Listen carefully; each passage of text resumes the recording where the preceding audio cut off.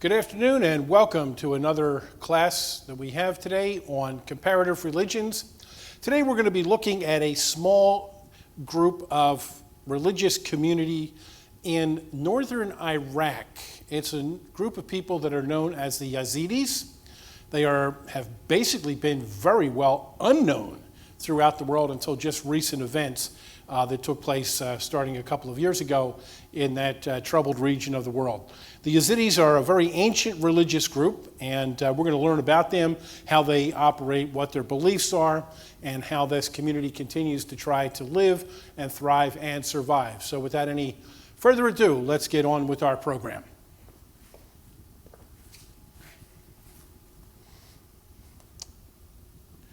The Yazidi tradition. It's a very ancient tradition, and it's a very rich and rewarding one as well. The Yazidis are a Kurdish-speaking ethno-religious community based in northern Iraq. They are a syncretistic religion. They are influenced by pre-Islamic traditions and other Eastern traditions. A little bit of this, a little bit of that, all put together to form the central core beliefs of this community. Now, the problem is that their beliefs and their practices are not based on the written word. All of their traditions are passed on in oral tradition, stories, word of mouth, communicated from one person to the next, one generation to the next, and not based on scripture the way that we would find in Judaism or Christianity or Islam. And that makes it very difficult for scholars and historians to try and pin down the basic tenets of this religious group. We have to rely on conversation and oral tradition to understand where they come from.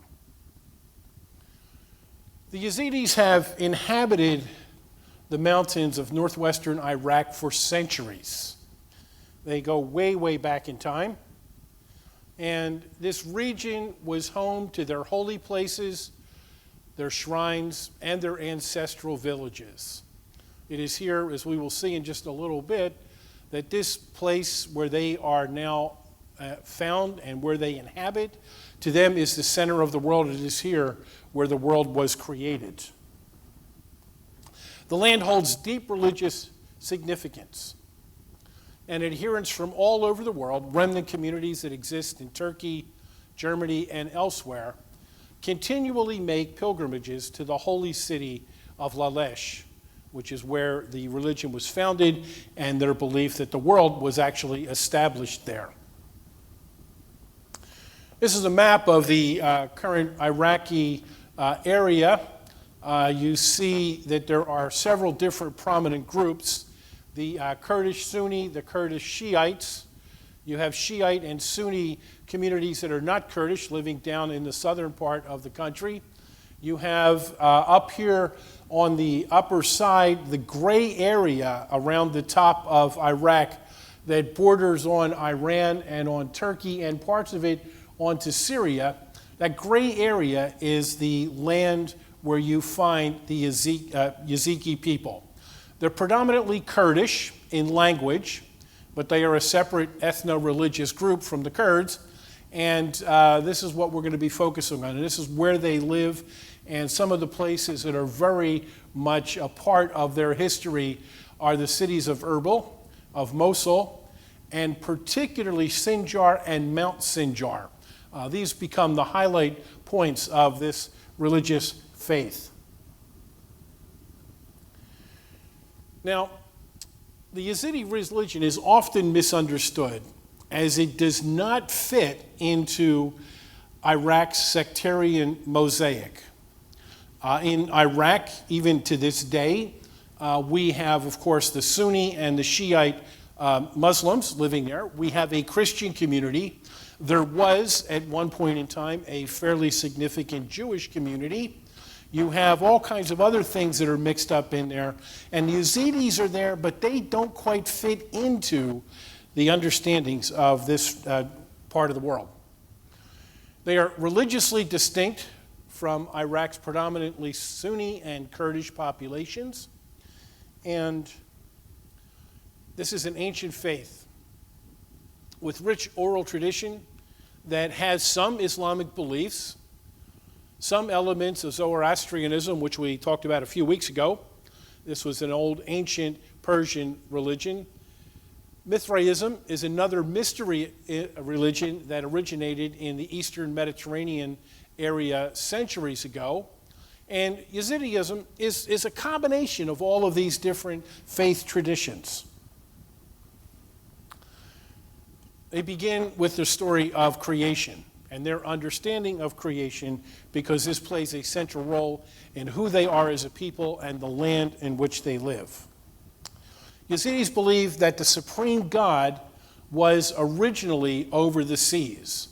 We can compare that to the first chapter of the book of Genesis, where in the act of creation, the earth was void and without form, and darkness was over the face of the deep, and God was there in the presence of it all. This is what the Yazidis believe. Now, they take a departure from the traditional understanding of Genesis, and they have this as a part of their creation mythology. While playing with a white pearl, the supreme God cast this white pearl into this cosmic sea that was shapeless and without form. The pearl was broken, and this pearl, as it breaks, begins to be the substance from which planet Earth and all the other planets and stars came into being. The supreme God then created what they call a vehicle for completing the creation of the universe. This vehicle was the first and the greatest angel, Talsi Melech, who was known as the peacock angel.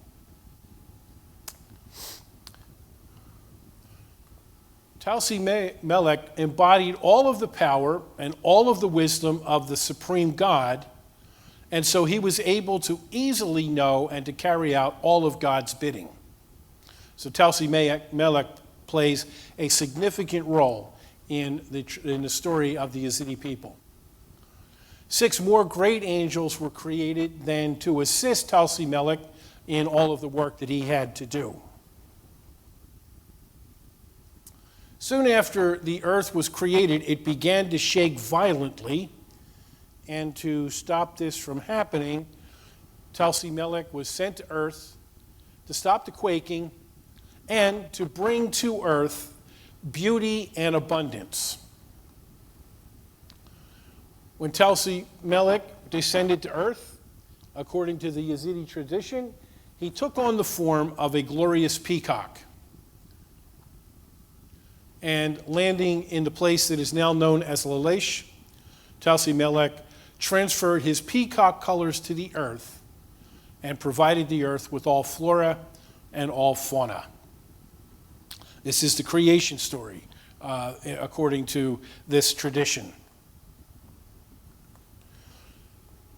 Talsi Melech was able to travel to the Garden of Eden and had the chance to meet Adam.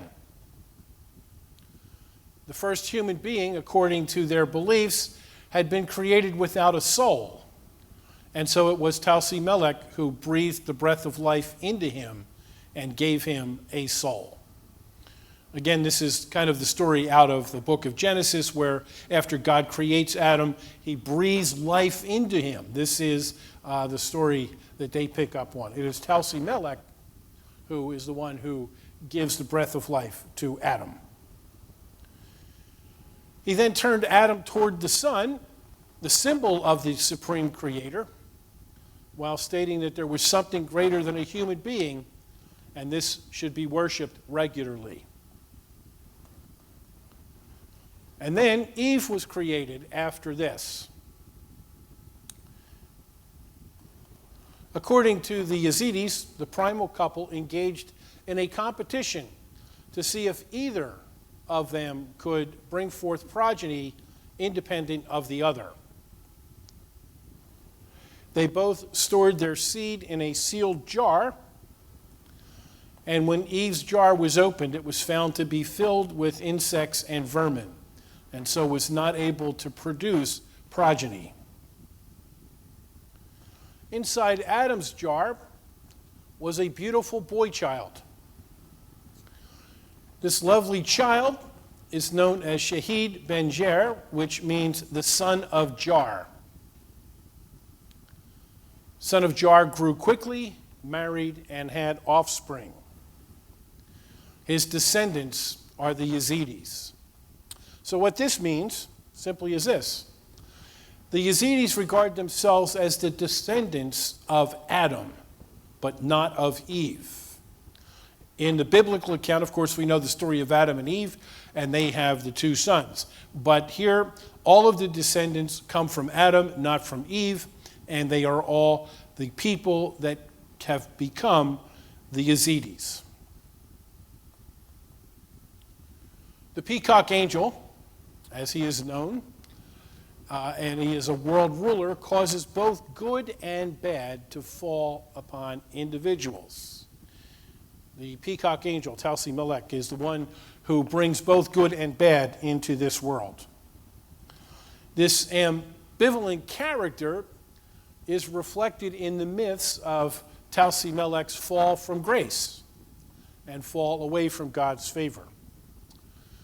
See, he was asked by God to violate the principle of monotheism by beginning to worship Adam and to worship Eve.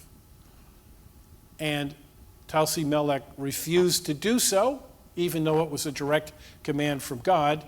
And as a result, he was cast out of heaven and was cast into the fires of hell.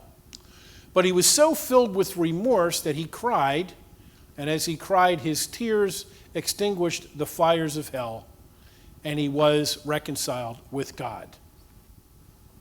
Brought back to his position of power and influence as a world ruler, Talsi Melech continues to play the major role in the world. Now, this is where things begin to get difficult. The Yazidi story regarding Talsi Melech's rise to favor with God compares to the story from the Islamic tradition of the angel Iblis.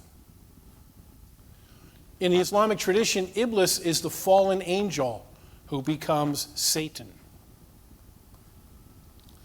The Yazidis have been called devil worshippers because they worship Talsi Melech, this fallen angel who has been restored to glory.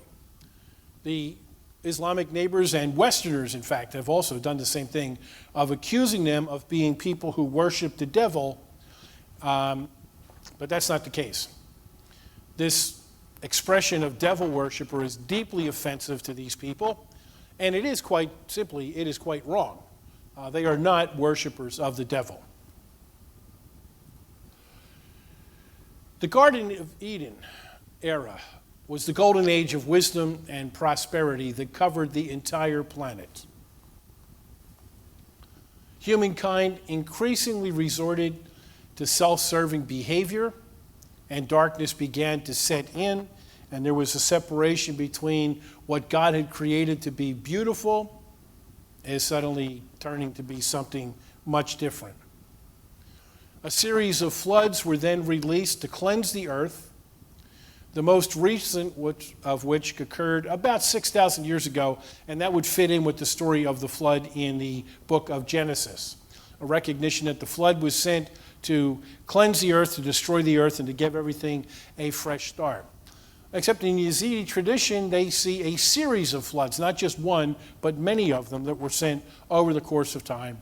The last one about 6,000 years ago. And it was at this point in time, at the end of this great flood 6,000 years ago, that the Yazidis traced the beginning of their religion. That's where it all begins. Now, initially, the people moved out of northern Iraq. They moved over into India, into Afghanistan.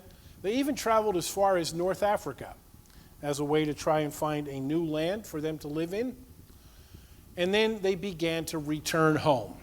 And they came back to this area of northwestern Iraq as a place to be and to live, and it became their home. And there, beginning 4,000 years ago and continuing on to this present day, The Yazidis were around to help create and participate in the Sumerian Empire, the Assyrian Empire, and the Babylonian Empire. They've been around for a long, long time. Now, in the 11th century of the Common Era, the Yazidis were beginning to really shape a new way of looking at the world. One of the reformers of this religion, Sheikh Adi, oversaw the modifications that kind of brought modern Yazidi religion into being.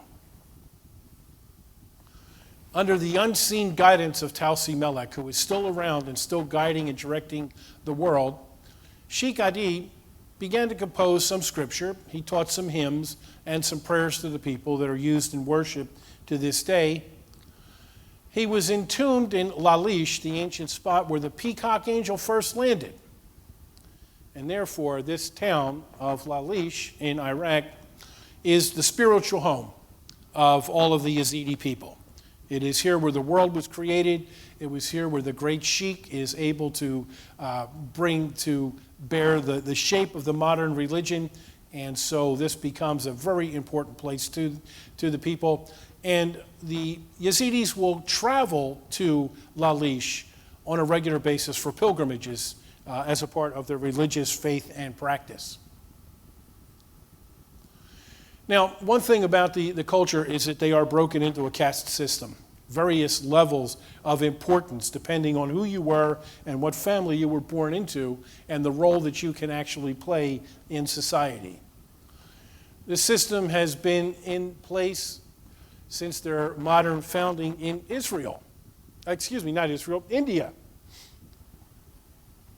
The system was updated by Sheikh Adi, who established the current strata of classes in Yazidi culture. At the top of this hierarchy is the Yazidi prince. He is known as the Mir, and just below the Mir is the Baba Sheikh, who is oftentimes referred to as the Pope in this particular religious tradition. They are members of the Sheikh class of people. They are the highest level in society, and they are the ones who really are in control of not just the religious aspects of life, but the cultural and legal and day-to-day living aspects of Yazidi society. The Mir is seen to be the temporal and religious head of the people. He is recognized to be the official representative of Tausi Melek on earth and represents his people at all national and international conferences. Anytime that they are involved in discussions within the nation of Iraq or meeting with other nations, any other kind of international connections, it is the Mir who is the one who is the representation of the people. The role of the Mir is hereditary, and it is currently drawn from one of the prominent Sheikh families in Iraq. The Baba Sheikh, meaning the father, is the spiritual head of the Yazidis. He also comes from this Sheikh class of people. In practice, the Baba Sheikh remains subordinate to the Mir in both temporal and spiritual, but continues to have this position as the spiritual head of the people.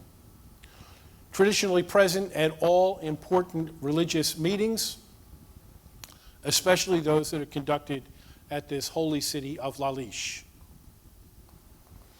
And once a year, the Baba Sheikh has to visit all of the Yazidi villages around this northwestern part of Iraq, to go around and to visit each village and to give his blessing to the people who live there. The next level down in this class system are the pure caste. Members of this caste are descended from a holy man who lived during the time of Sheikh Adi and who was blessed with miraculous powers. This class of people, the word pir in the Kurdish language means elder, and this is a person who is important to be the official at all functions and all meetings.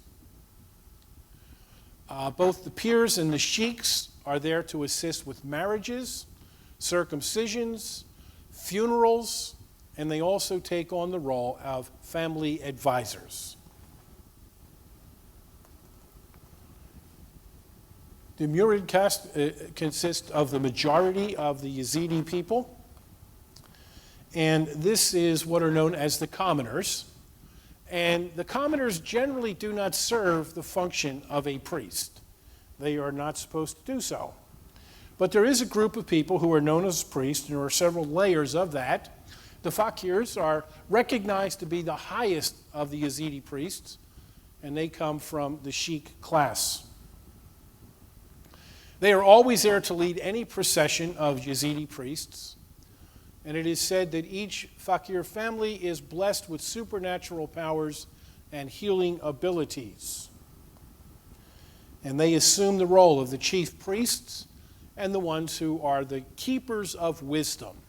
It is from this group of people that you will get the stories and the oral traditions of Yazidi faith and practice that gets passed on from generation to the generations.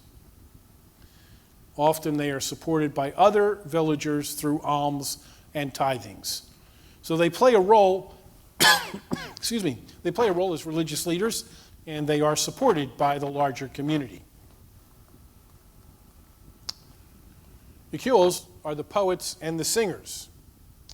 This group passes on religious knowledge, sacred hymns and songs, and they're the ones that pass on the stories for special Yazidi gatherings and ceremonies. They are accompanied by flutes and musicians and sacred instruments, and it's all a part of telling the story in song of the history and beliefs. The Kocheks, or seers, are servants of the sanctuary in Lalish, and they are blessed with spiritual gifts. They believe that they have clairvoyance. They believe that they can psychically diagnose illnesses for people, and so people come and travel to this sanctuary at Lalish to meet with these seers and the servants of the sanctuary. Now, they have certain holy festivals that are very important.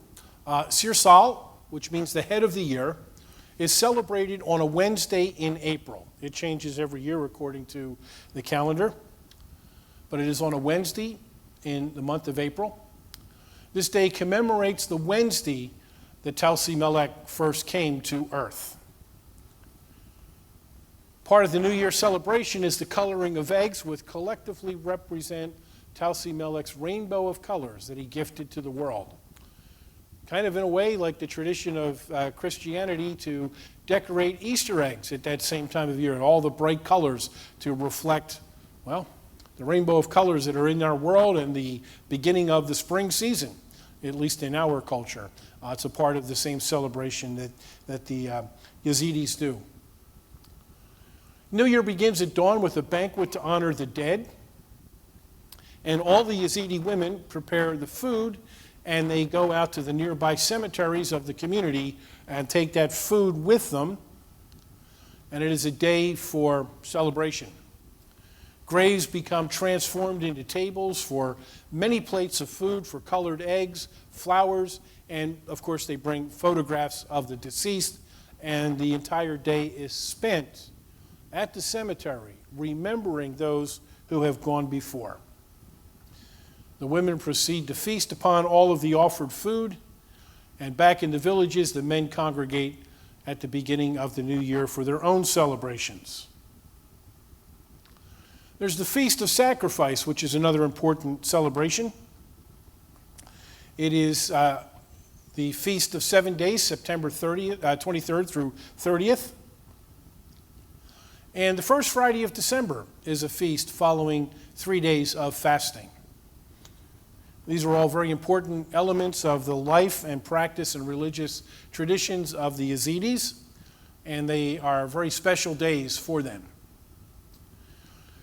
Now, they have some beliefs that mix in with partly the understandings of Islam, partly the understandings of Christianity, but they also incorporate into their traditions the understanding of reincarnation that we would find in Hinduism and in Buddhism. Now what happens here is after a person dies, the body is ritually bathed. Very common thing that happens in many religious traditions, the ritual bathing of the body. And then clay from lalish is placed into the mouth of the deceased. The body is buried immediately, kind of keeping in the traditions of both Judaism and Islam, and it's quite understandable in this arid part of the world that burial take place very quickly after the time of death. And it is believed that when the person dies, they come into the presence of Sheikh Adi. And it is there that they are questioned about their life, about their sexual lives, whether they married or did they ever have sexual relations with somebody who was not a Yazidi or somebody of a different class than the one in which they were born. All of those are taboos. If their answers are acceptable, Sheikh Adi moves them into paradise.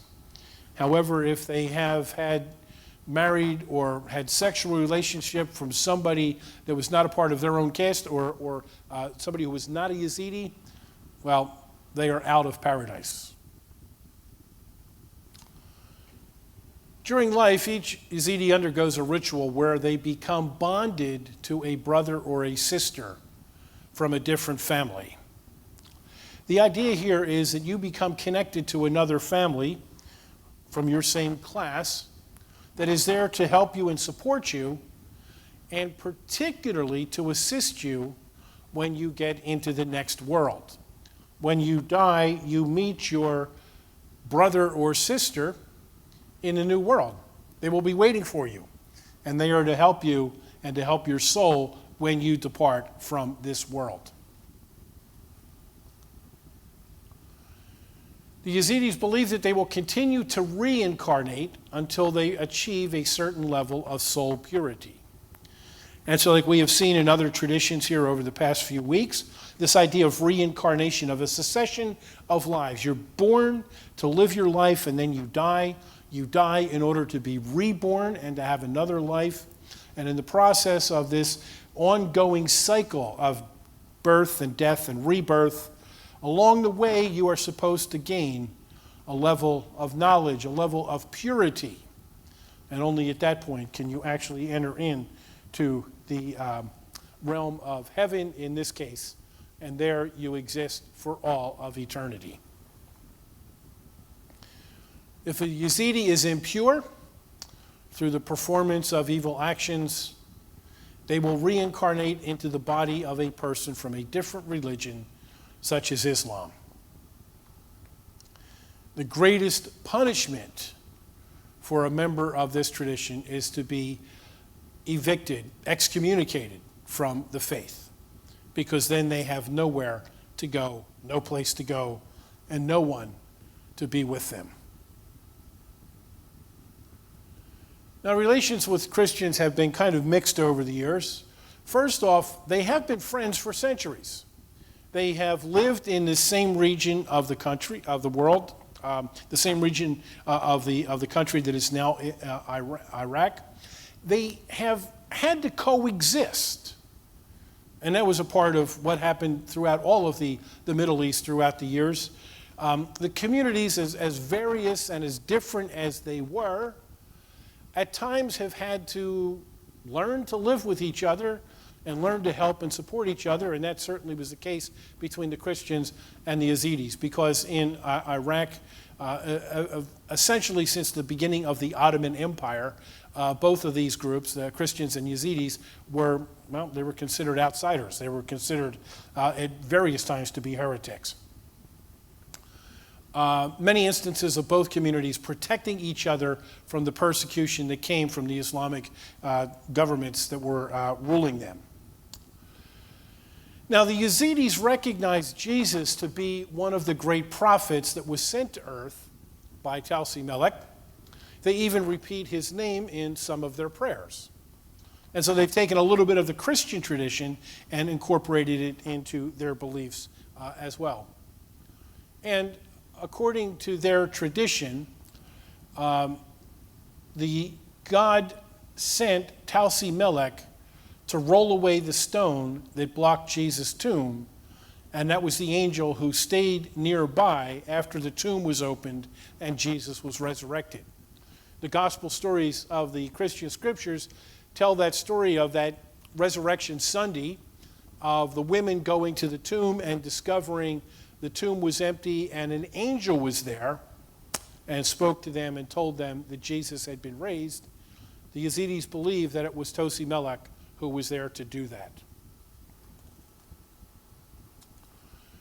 Now, organized anti-Yazidi violence dates back to the Ottoman Empire. Yazidis were targeted by both the Ottoman and local Kurdish leaders and subjected to brutal campaigns of religious violence. Yazidis often say that they have been the victim of 72 previous attempts at genocide or attempts at annihilation, and memory of persecution is a core component of their identity. We didn't know much about this group of people until the Islamic State showed up several years ago. They were trying to claim the territory of Iraq and Syria as their own territory, and they invaded into this part of the world during the really horrible days of the Syrian civil war. And one of the places that the Islamic State was able to take complete control over was the territory of the Yazidis. They were suffering extreme persecution and genocide at the hands of the Islamic State. It was a situation that continued to go on for quite a long time as the nations of the world fought against and eventually brought to an end the dreams of the Islamic State. The Yazidis have had a little bit more freedom, but they still are the victims of campaigns of religious violence. They still are people who are deeply persecuted, and this has just been a part of their ongoing history and their ongoing identity. To this day, it still continues to be the same. Many Muslims consider them to be devil worshippers. And because they are considered to be devil worshippers, the Islamic tradition of jihad has come into play in basically saying that anybody who is not a part of our religion, people who are in this devil worshiping atmosphere, are people to be eliminated. And that's a tragedy, because that's not the reality of this group. Their central belief is in the one God who has created the world, the one God who has ruled over this world, and this one God who has sent his angel Talsi Melech to be the representation of God and the communicator of God's wisdom and God's beliefs and God's rule in this world. That is what the Yazidis worship. But they still face this horrible persecution. It's one of the tragic stories of our world in religions at this particular point in time. Well, that's it for today. We're going to finish up here now. We'll be back again next week with a new class on the religions of the ancient world and some of the syncretistic religions that we have been discussing in recent days. Have a wonderful afternoon and take care, and we'll see you again soon.